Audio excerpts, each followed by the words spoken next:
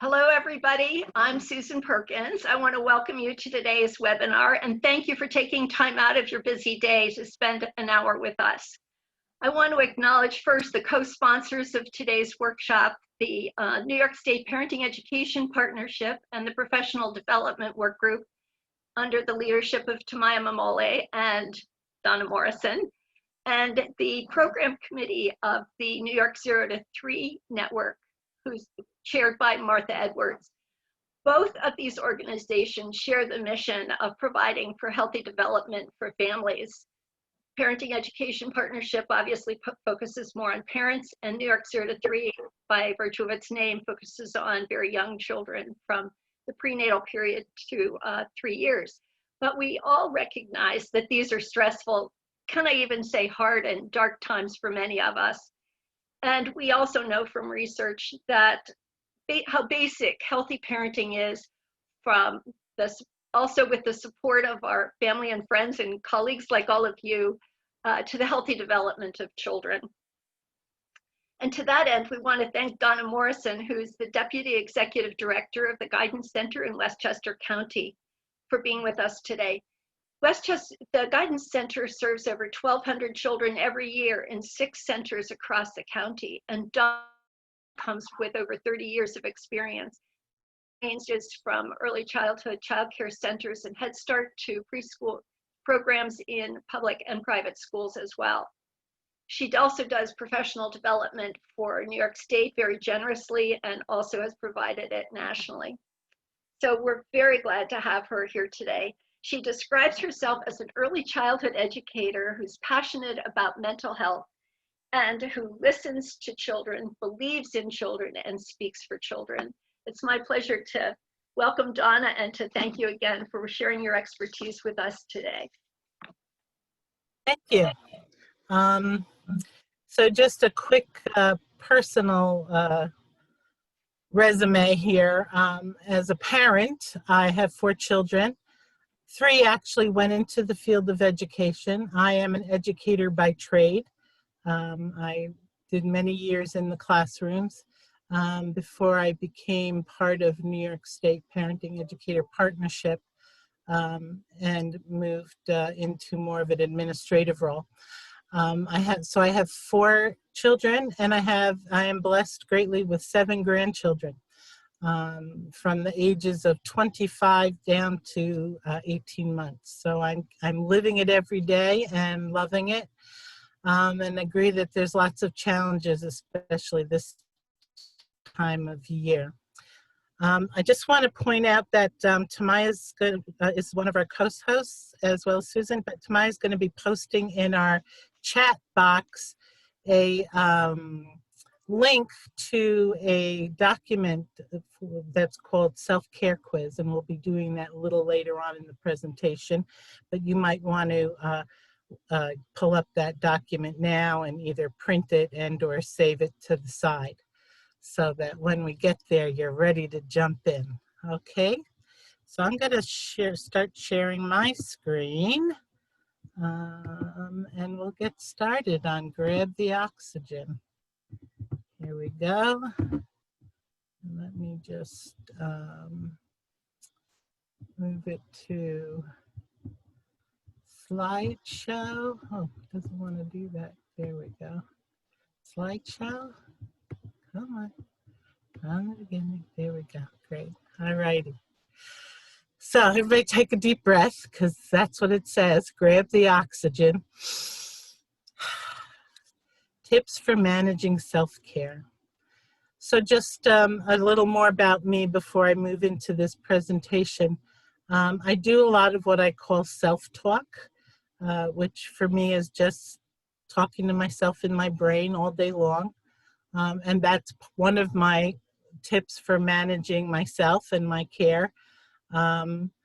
So in part of my self-talk, I also love to incorporate stories for children. So because I am an early childhood educator, you'll often hear me refer to different things. Like today, for example, I'm going to be talking about your happy thought and how in Peter Pan, Tinkerbell said you can't fly without a happy thought, right? So those little tricks that I pull in that work for me because of what I do and where I am in the course of the day is something I suggest that you all look into as we start talking about more ideas around self-care, okay? So first, let's talk a little bit about stress so we're all on the same page. Stress can be a negative condition or a positive condition, and that it can have an impact on our personal, physical, and mental well-being, right? So, for example, a positive stress would be, my daughter got married in the last year, and it was quite stressful in terms of just, you know, getting all the logistics and everything done. We beat COVID by just a month or two. So we were able to have a gathering. And so that was positive, but it was also stressful, right? And then of course, negative is just the whole life we're living right now around COVID and the concerns and fears that we all have around maintaining healthy boundaries and keeping our own physical, personal self safe, keeping the children and the families we work with safe. I mean, we could go on and on about those negative stresses, and we'll talk a little bit more about that. But stress is also a response to stressors, such as environmental conditions or a stimulus. And it's also, stress can be a body's response to a force that threatens homeostasis. Homeostasis is a big word. I kind of remind myself when I hear that word stasis, I keep the thought stay. Homeo meaning one way, staying one way, like we want to keep a balance. It's a fancy word for balance. So our body always wants to maintain homeostasis. And it'll raise our blood pressure, it'll drop our sugars, it'll do all kinds of chemical things within our bodies to help react to things like stress. So those are some of the things that we're going to be looking at today, but more importantly, how to impact the positive versus the negative effects of stress. So again, stress levels can be positive, a brief increase in our heart rate, mild hormone increase. Sometimes my daughter is one who will get a little flush in the cheeks, and I can tell that she's feeling very strongly about something. I tend to get more of the hormone-y thing, or maybe my hands start to tremble a little bit. It's not a good or a bad thing, it's just my body's response, right? So we need to start thinking about that. Okay, this isn't a negative thing, it's my body responding. What is it responding to? So we have tolerable stress, which is a serious response, but buffered by supportive relationships. So when I have stress, I got some stressful news yesterday at work about one of our programs.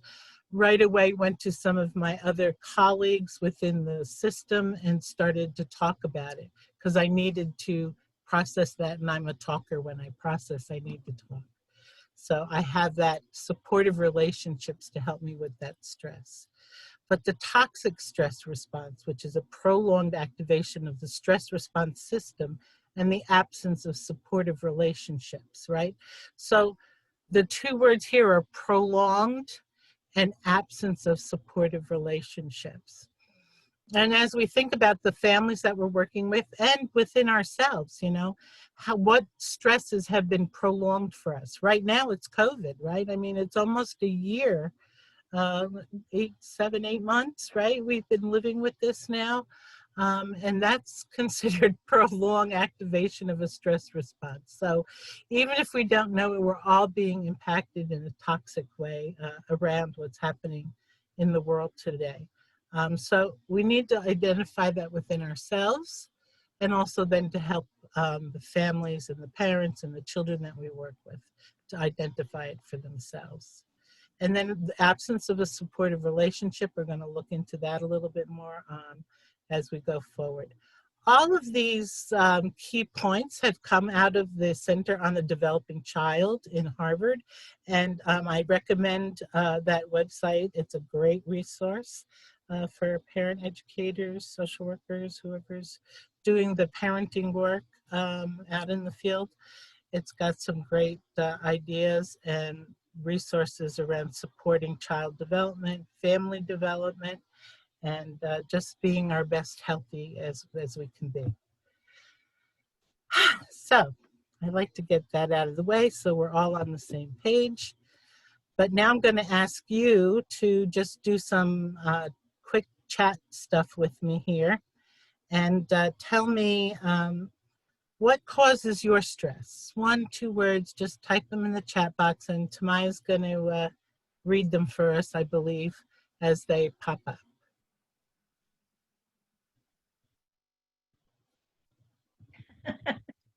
Money, yeah, too much to do for work, money, Trump, teenagers, a lot of too much work, too many things to do in a day, crowds, conflict,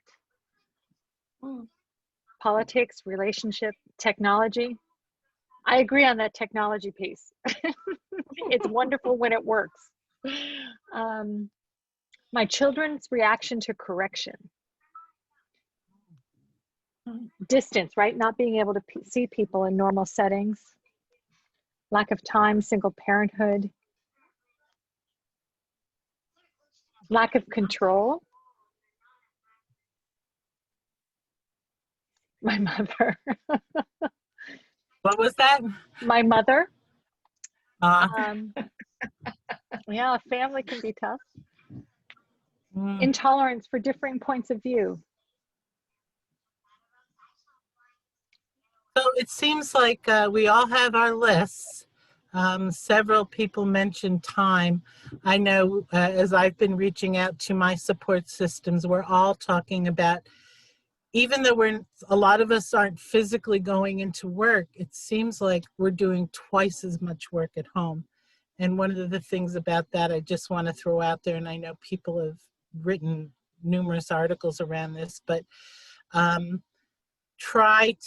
it's very hard, but we have to set a boundary around that, right? I'm working 9 to 5, and I'm the first one to be sending out emails at 10 o'clock to my boss, but we really need to start taking care of ourselves. And as I preach this, I'm preaching it to me as well, that there does have to be that homeostasis, that balance, right?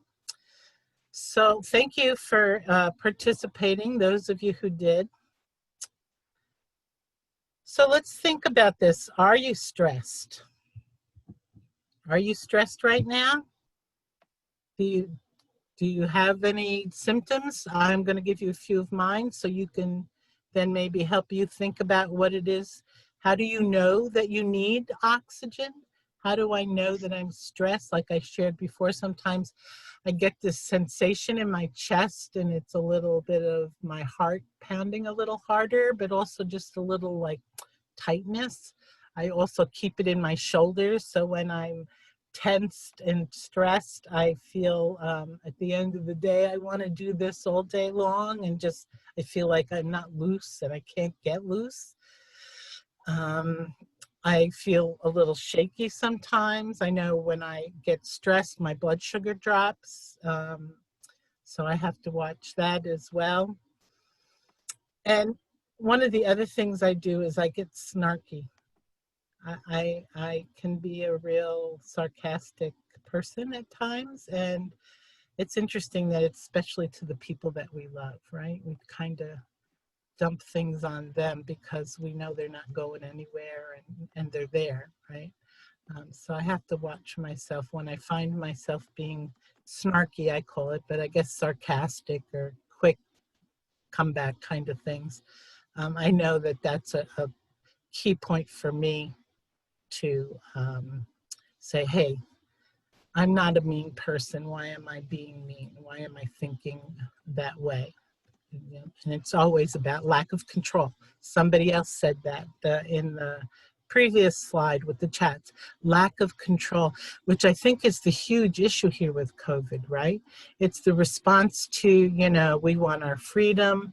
You can't tell us how to wear masks, blah, blah, blah. It's really about control. We don't want other people controlling our lives. We feel the need to be in control.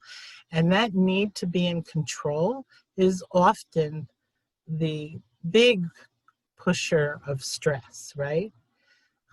Someone once said to me, how important is it, Donna? You know, when I was getting ready to battle, because we always go into fight or flight, someone said to me, really, Donna, how important is it? And so that's another phrase I do with self-talk. When I find myself feeling like I want to engage in battle, I say to myself, this little voice in the back of my head says, Donna, how important is this? At the end of the day, how important is this? Then I usually take a breath and say, I listen, and then I say, okay, I hear you. I don't have to say I agree. I can just say, I hear you. So how do you know? How do you know that you're feeling stressed? And what is it? What is the actual physical sensations? So let's jump back to the chat again and just throw a few words in there about how you know you're stressed.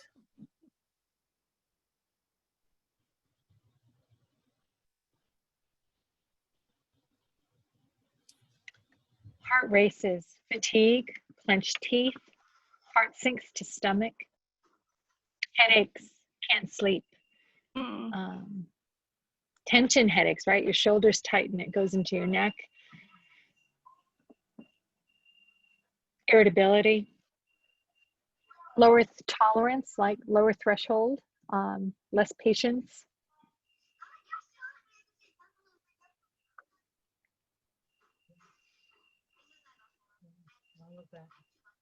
Procrastination. Yep. Yeah, Stress and isn't that eating. interesting? With procrastination, we end up adding more stress because at the end of the day, we always procrastinate about something that has to get done, right? I'm a big procrastinator and I do things to the last minute there. Great. Great. Thank you. Thank you, everybody, for sharing. And I want to urge you to continue looking at this for yourself. This is definitely something you could journal about. It's just something you can write little notes to yourself as you're feeling it, so that you know that the next time you feel that way, this is your body saying you're stressed, and think about what you can do instead, right? So now we're going to move into the self-care quiz, which is the link that Tamaya gave you. This is some of it, and I realized when I posted it that it reversed itself. So the column that starts off, the second column that says sleeping, should be the end column, and then the answers are A, B, C, or D. So when you look at the column about sleeping, then you were going to answer, for example, under sleeping, the first column, it says, I get an adequate amount of sleep almost every night. So if that's your answer, you would put letter A in the letter column, right? So then you would go down to eating, smoking, fitness. So I'm going to give you a few minutes to get this document down and look at it. And I can read it out loud if you just want to jot your answers. But I don't know, that kind of tends to get to be like wah, wah, wah, wah, wah. But show me a hands up, thumbs up if you want it done, and I will do it that way. You're getting a lot of thumbs up. Okay, I got a 1.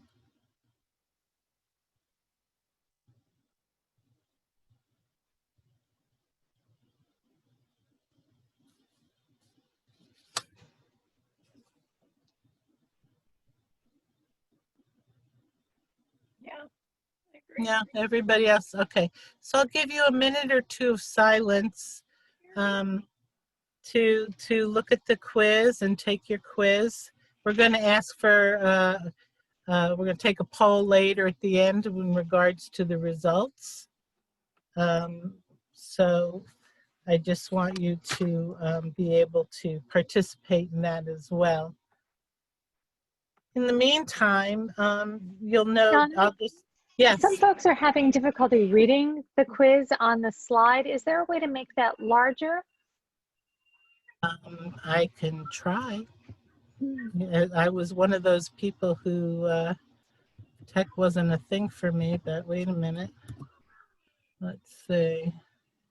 Because it just wants The to. version on the Google Doc, yes, is larger for folks. So if you have the ability, if you're at your computer and you can access the Google Doc.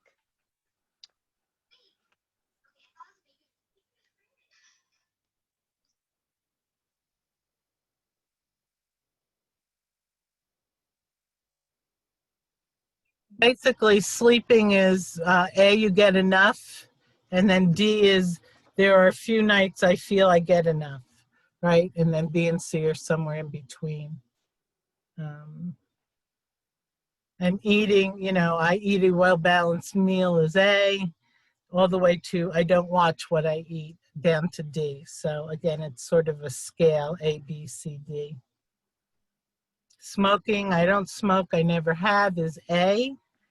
And B is I used to smoke, but I quit. And then it goes down to I smoke one or more packs a day is D. Fitness, I follow a fitness program is A. Sometimes is B. It's not a priority is C. And I never exercise is D. Friends is A, I have a strong support system. B, I have people I can call. C, I don't feel close to many people that I can share my problems with. D, I never share my feelings with anyone. Time management, I set priorities. I am not restricted by time problems. To B, I take things one at a time, but I'm aware of the clock. C, I'm always aware of time restrictions. And D, I try to do too many things. I often worry about what to do next. So it's sort of not, are you getting it done, but just how much it impacts your thinking about it, right? Stress, I am usually relaxed and feel that I have life in control. That's A. B, I tend to feel edgy. C, I often feel tired and feel tension in my body. D, I am tense and anxious most of the time. Often I feel depressed. Stress management, A, I incorporate rest and change of pace to relieve stress. B, I sometimes find time to take a breather when I'm feeling stressed. C, I don't cope very well with stress. It affects my life negatively. And D, my life is totally out of balance. Drinking refers to alcohol. So A is I am non-user or drink less than 3 alcoholic beverages a week.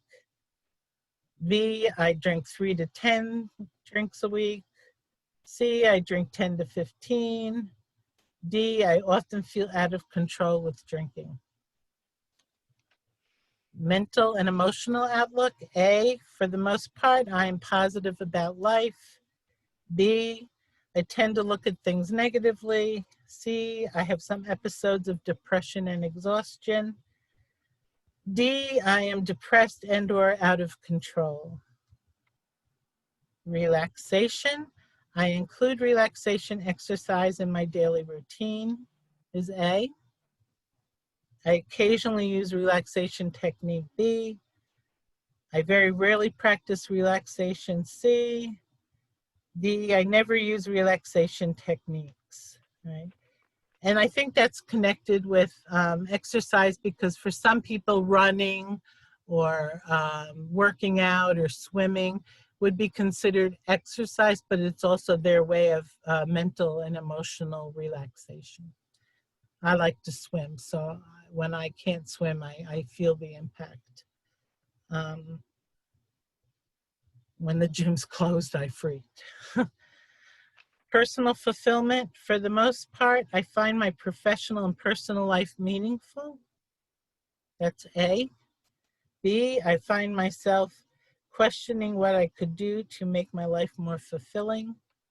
C, it's unusual for me to feel a sense of fulfillment. And D, my life feels empty.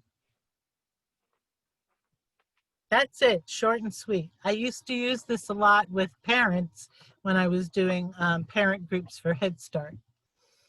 And I have occasionally used it a lot with staff in team building, etc.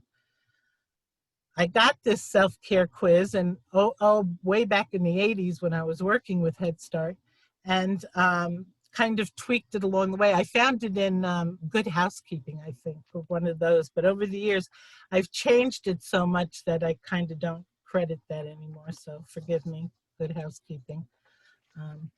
But so with the letters, you'll see that they convert, right? So if you have a letter A and that equals 3 points, right? A letter B equals 2 points, a letter C equals 1 point, and D equals 0. So then you're going to tally up your points.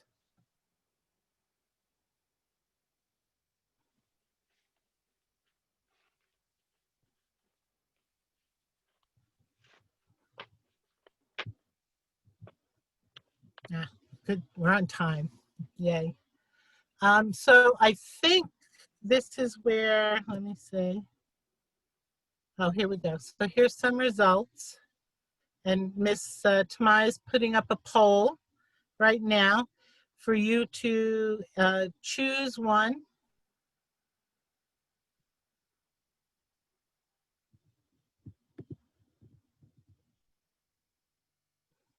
Oh, looking pretty good right now. Literally pretty good. We have a few be carefuls and a few take action, right? So you know who you are and where you fall. I think this is just a quick tool to help us reboot, to use the tech words of the day, and to just take note of where we are. And, you know, sometimes I've taken this and I've been inexcellent, and other times I've been, oh, take action, right? So it's not a permanent result, but something that we might want to look at on a regular basis. So we have 36 of our 61 people who voted. I think we'll give it a few more seconds. If you want to vote, get in there and do your thing.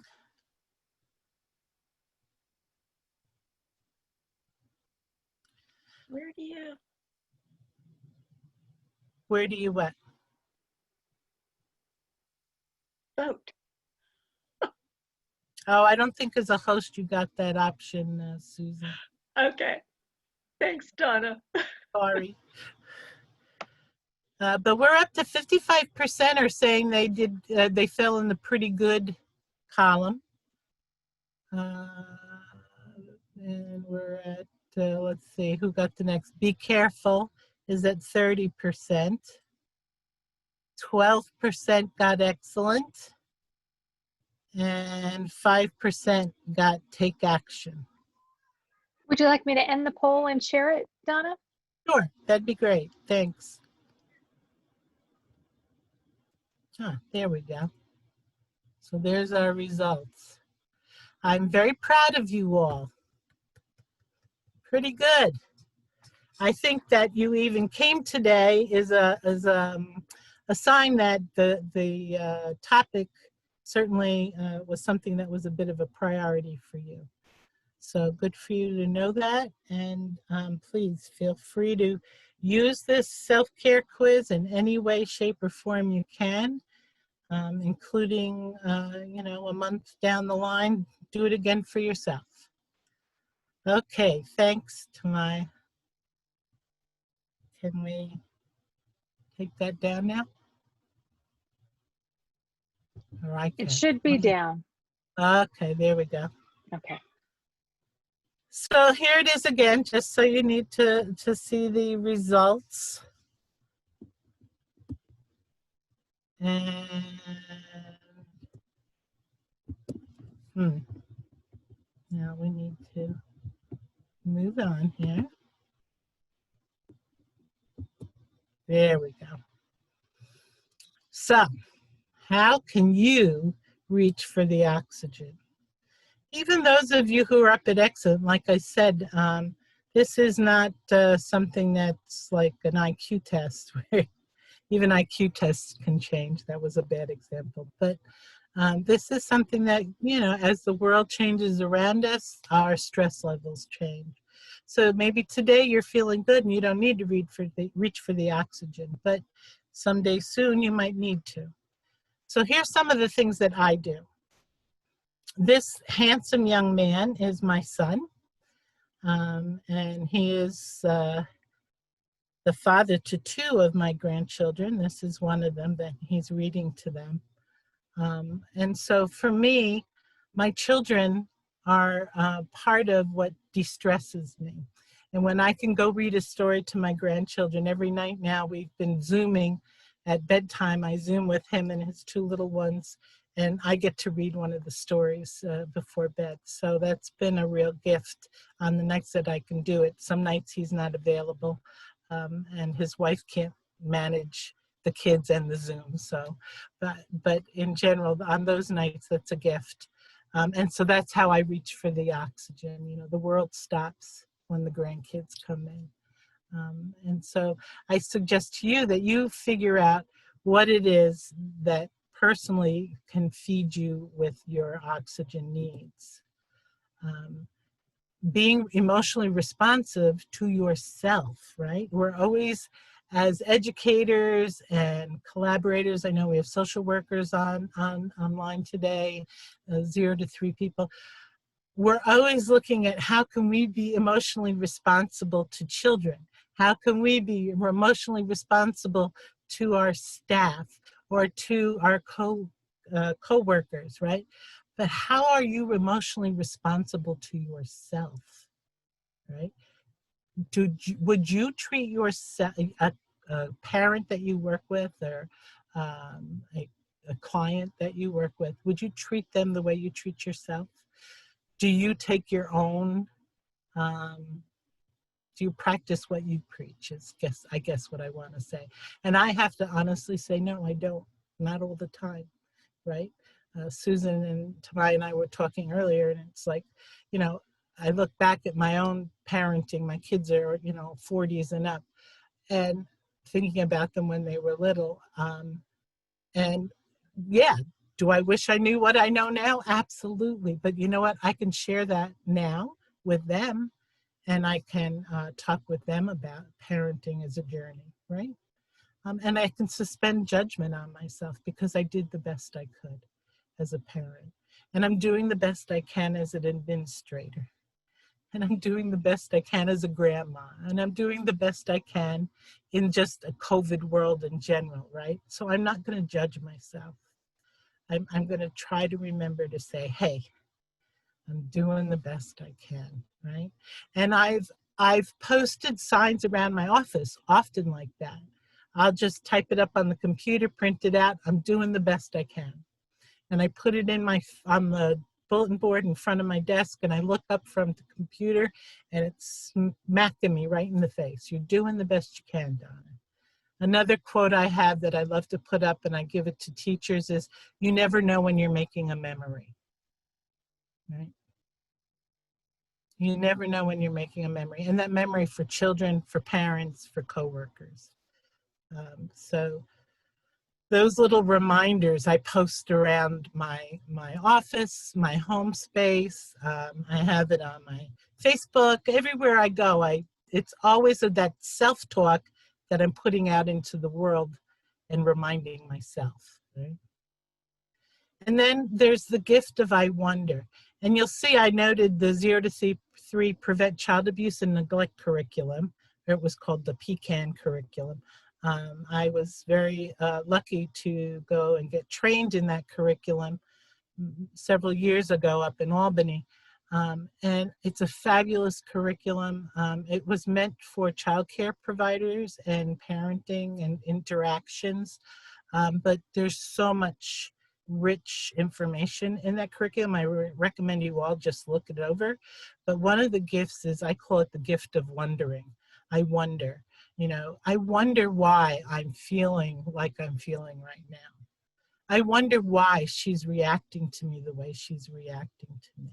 Instead of, oh, that's so-and-so, she's always cranky, or Donna, you're always so late at everything.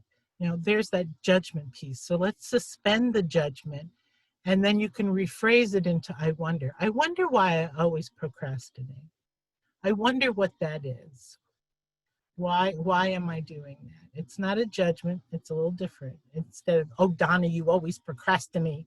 It's, I wonder, Donna, why do I always procrastinate? What's that about? Do I want to change it? Maybe, maybe not, but looking into that is being emotionally responsive to myself.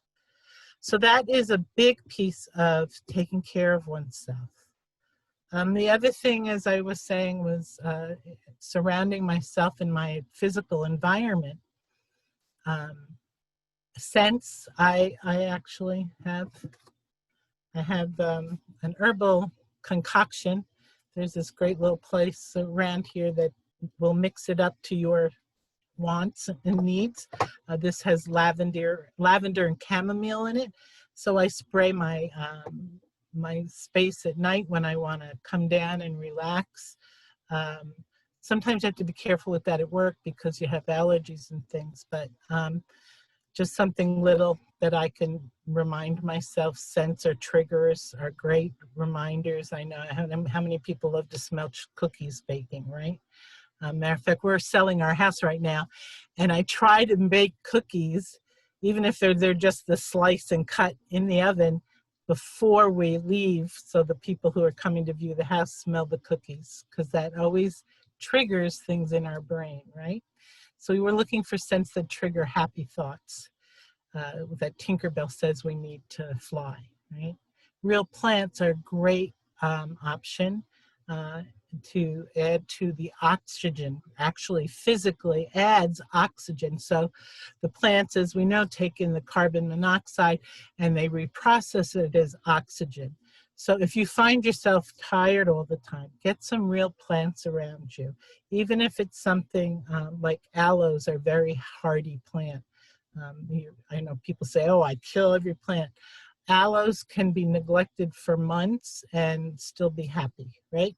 So find some plants that you can put around to help you feel a little more connected and to physically actually get that real oxygen within you. Then I also like to talk, as I said before, about self-talk. So keep that self-talk, keep yourself engaged in your self-talk, right? Even if it's posting pictures or posting word phrases, or I get a little tea bag and it has, you are loved today. And I just sort of stick it on my screen on my laptop, so to remind me. Those little tricks that don't take a whole lot of time.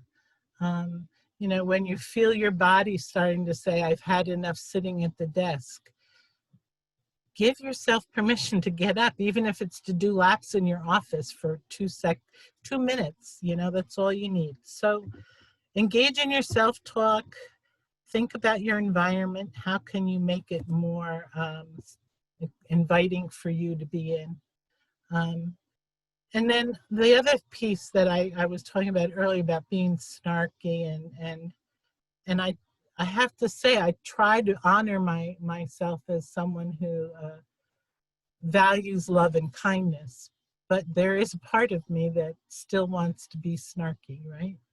So how do I create peace within myself? Well, for me, I make gratitude lists. When I wake up in the morning, I give 5 thanks for something.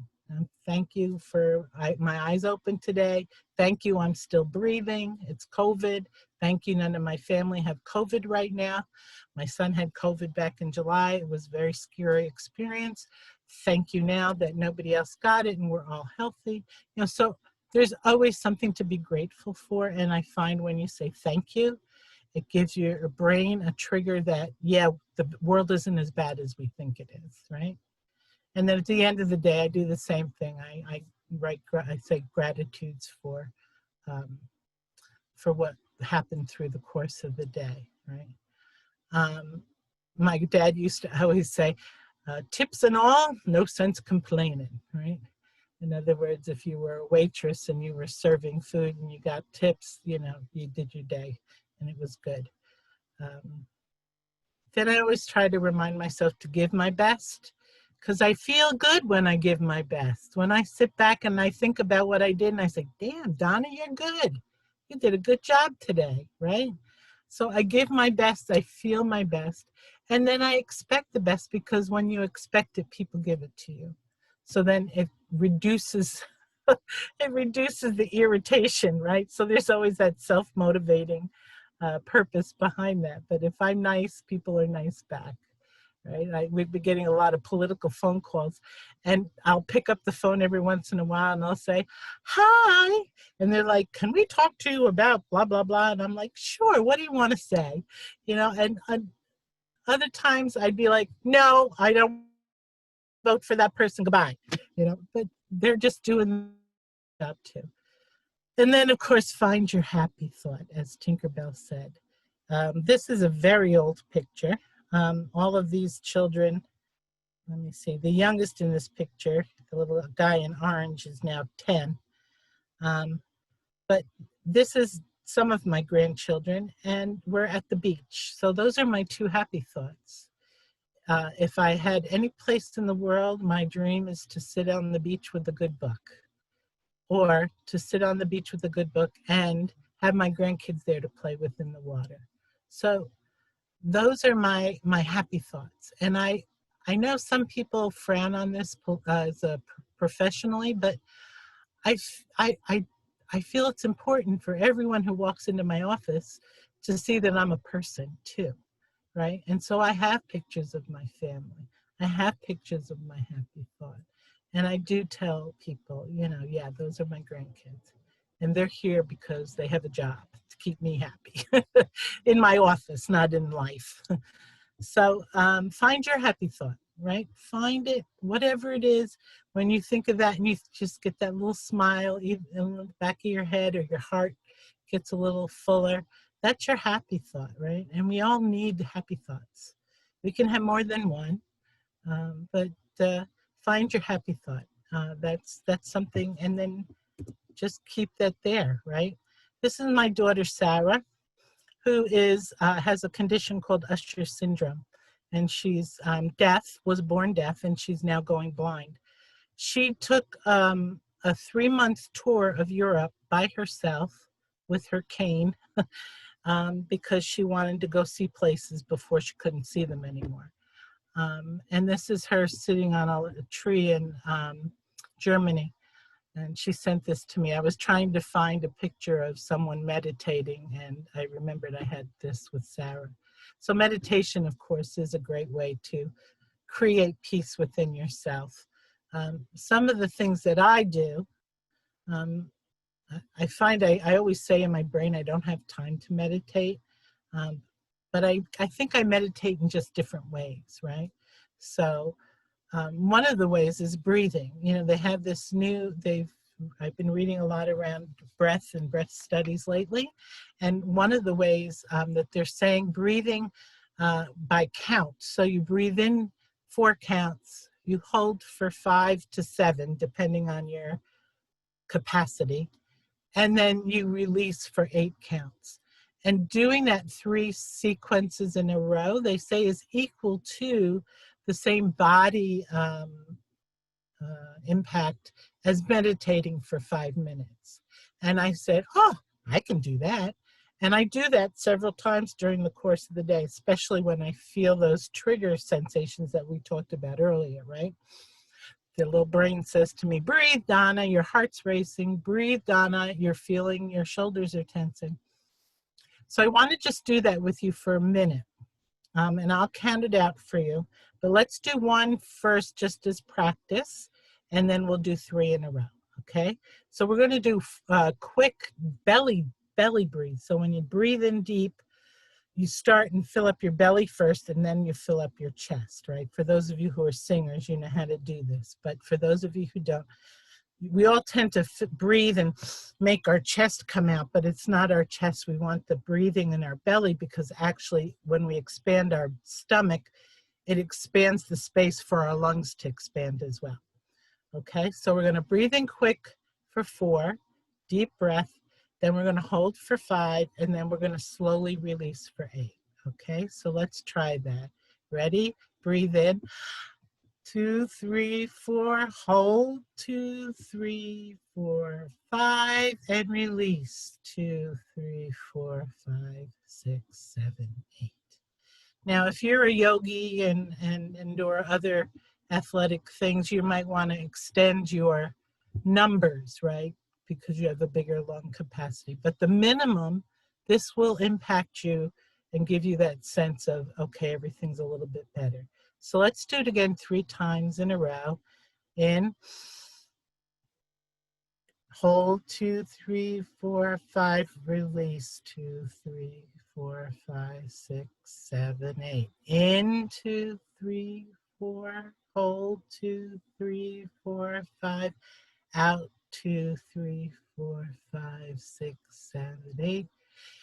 In, 2, 3, 4, hold, 2, 3, 4, 5, out, 2, 3, 4, 5, 6, 7, 8. Okay. And then I like to do a big breath, raise my hands. And wow, I don't know if you can feel that, but it just, for me, it just really helps unclog everything. And I feel like looser and able to go on a little more now, right? So I do that in the morning, I do that at lunch, I do that whenever I feel like I can with that. You can even do this when people are watching you and they don't even know you're doing it if you're counting in your head, right? And you just take in a breath. So it's a great tool that doesn't take too much time, and you'll feel a great physical impact about it. Another thing is grab a pen. Now, most people think when I say grab a pen, it's to journal, which is a great way to really find peace within yourself, right? As you start thinking about these different sensations and stress, etc., and journaling about that. But for me, it's just doodling. So even when I'm working, I have a piece of blank paper next to my desk, and I'm doodling. I'm making scrolls and swirls and squares and squares and squares, and I'm tracing letters that are on the page. Doodling for me helps feel like I'm physically grounded, right? It's giving me that sensation of, okay, I am grounded. And speaking of physically grounded, just sitting up straight with your feet flat on the floor, although it's not some position some people can't maintain. I can't forever, but because we all want to tend to slouch back in our chairs or whatever. But when you're sitting up straight and your feet are flat on the floor and your knees are sort of parallel with the outside of your hips, that's a great way to be grounded. And when you're grounded, then you do that 4-5-8 breathing, and you really get an impact of feeling refreshed and renewed. And of course, I love being out in nature. So if I'm not at the water, my bare feet have to be in grass somewhere. So even if I'm just taking a hike around my backyard. Some days I'll walk outside at work, or I'll go out on the playground because I work in a setting where there's special education kids and childcare. So I'll go out on the playground and just blow some bubbles and run around with the kids a little bit. But anything you can do to encourage yourself, right, and keep yourself moving. These are all suggestions. They're just mine that work for me. You're welcome to use them or think about what it is that'll work for you. Right? I saw this on a meme on Facebook and I stole it because I absolutely love it. Your mind will always believe everything you tell it, right? Feed it hope, feed it truth, feed it with love. I'm from the age when there were no computers. And when I started learning about computers, I think I was like in maybe very end of high school, maybe even first year college. And we would hear the phrase, because at that point, computers were all about programming, right? So they were talking about garbage in, garbage out. So your computer was only as good as the information you put into it. And that always stuck with me because I believe that about our minds as well. Our minds are only going to be as effective in working for us as much as we put into it. And so if we, as that other slide said, instead of suspending judgment, if we continue to judge, if we continue to criticize and critique ourselves, then that's not the way to find hope, truth, and love, right? Which is, I would assume, my priorities might be different than yours, but those are some values that all people search for, right? We want to feel hopeful during this time of COVID. So for me, listening to the news 24/7 and the death count and the rising of the numbers and that is no way feeding my brain to be hopeful. So I have made a pact when COVID started that I will only listen to the news once a day. My husband wakes up in the morning, he has it on, he's retired, and he listens to it all day long. And I just keep telling him that's got to be doing some kind of damage to your brain. It reminds me of when 9/11 hit and they told us not to let the kids watch the TV. It's the same thing. We need to be feeding ourselves hope. We need to be feeding ourselves truth. And in this day and age, it's hard to tell what's truth. So if it's more work trying to figure out what truth is, then I'd rather just not listen, right? And then feeling the love, which is always my happy thoughts, right? Feeding the love. I do that by surrounding myself with my happy thoughts. Now, I know we have about 4 more minutes, and I kind of went fast through the end of this, but I did want to make sure I covered this. Oh, gosh, I keep looking at this picture. And can you imagine a world where children could meditate every day? You know, where they could be told it's okay to sit in a tree, right? That's my dream, that we have a world where it's okay to be who you are and do what you want to do and feed yourself hope, truth, and love, right? Look at that little one. That gives me hope, that picture. So remember, when all else fails, come back to your happy thought and start again, right? We're not perfect. We never have perfect days, or very rarely. And if they do come along, don't forget to put that on your gratitude list. But just create your happy thoughts. This self-care is just that, it's self. It's up to you. It's up to what works for you and how you choose to work it. Because in another room, they have a phrase that says, it's worth it, it works if you work it, right? So it does work if you work it, and it could be quickly infused into your day without a lot of huge change in your patterns. The biggest change is here, right? It's in your brain. The biggest change is the talk that you give yourself. So I encourage you to love yourself, love the work you do, because I do, and I appreciate all of you out there doing this hard work, especially during this unprecedented time of the pandemic. And I don't know if we have time for any questions, but this is my email, dmorrison@theguidancecenter.org. If you just put in the subject line, NYSPEP webinar question, I will be sure to answer it.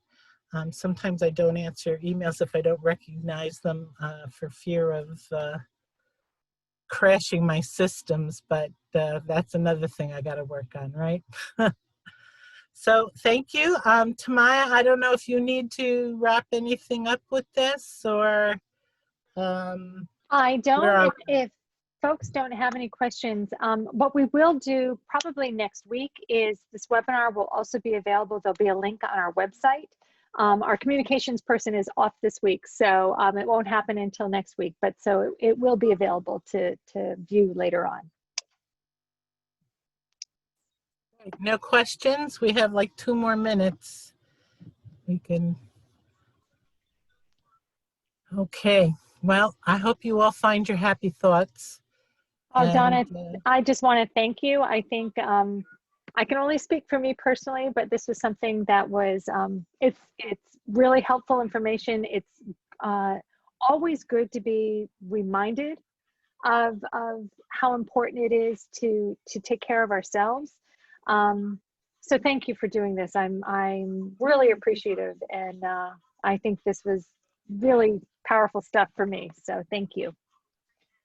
thank you. Thank you for asking. And Susan, thank you as well for all the work you've done with children and families. Susan and I go back to the late 80s, early 90s, working with Long way. toddlers and creating playgrounds for toddlers, right? So Right. thank you for continuing to do the work as well.